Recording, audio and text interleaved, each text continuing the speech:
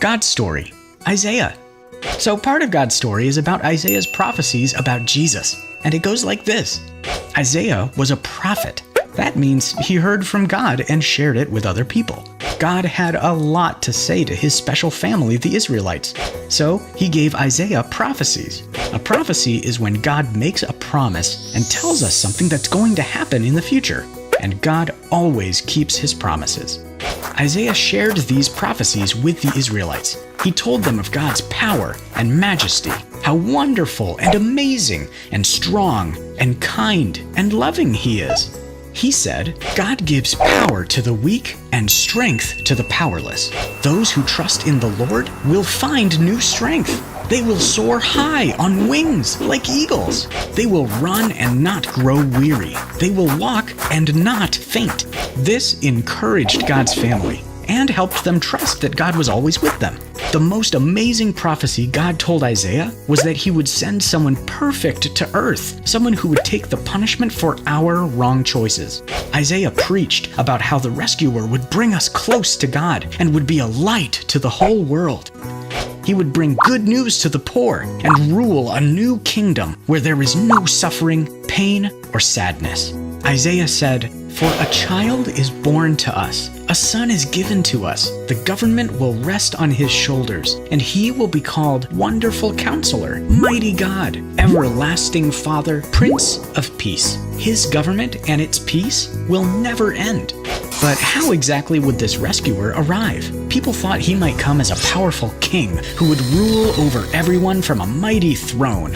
And Isaiah did say the rescuer would come from the family of King David. But Isaiah also said the rescuer would be born as a baby, that he would come from a region called Galilee, that he would serve others his whole life and then be rejected, beaten, and killed by his own people. Isaiah said he was pierced because we had sinned. He was crushed because we had done what was evil. He was punished to make us whole again. His wounds have healed us. But the prophecies didn't end there. The most amazing thing of all, this rescuer would die and then come back to life. So God's family waited and waited. For 700 years they looked and listened and hoped for this rescuer to come. Then finally Jesus arrived, and all the things Isaiah said about the rescuer came true. Jesus was born as a baby. He came from Galilee. He was a descendant of King David. He served others his whole life. He was beaten and killed even though he was completely innocent. Then he defeated death and came back to life. And because Jesus took the punishment that we deserve, all we have to do is turn away from our wrong choices and choose to follow God instead.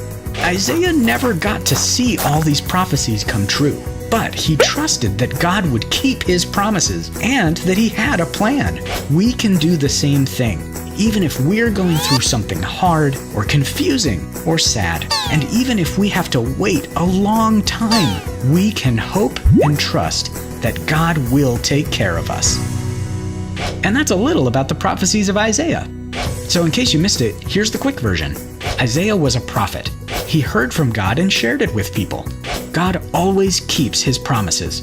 God told Isaiah about the rescuer. People waited. All the things Isaiah said came true. Jesus, the rescuer, fulfilled Isaiah's prophecies. And that's a part of God's story.